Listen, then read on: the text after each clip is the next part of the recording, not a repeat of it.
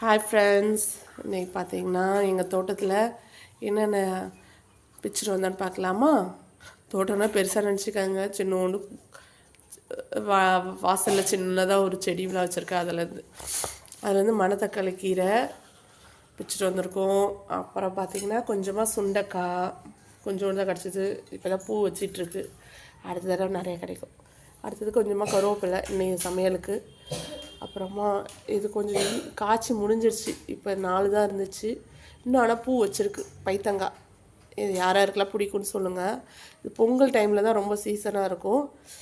But ஆனால் இன்னமும் என்னென்னு தெரியல, அந்த செடி காய்ச்சிட்டு தான் இருக்குது. லேட்டாக முளைஞ்சிச்சின்னு நினைக்கிறேன். அதுக்கப்புறம் ரொம்ப கோல்டாக இருக்குது, அதனால் கொஞ்சம் தூதுவளை பிச்சுட்டு வந்தோம். கொஞ்சம் பூச்சாக தான் இருந்தது, சரி க்ளீன் பண்ணிக்கலான்னு பிச்சுட்டு வந்திருக்கோம்.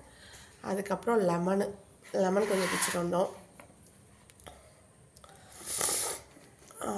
இது எல்லாத்துக்கும் ஹெல்ப் பண்ணவரே இவர் தான் எங்களுக்கு ஹெல்ப் பண்ணார், செல்லக்குட்டி.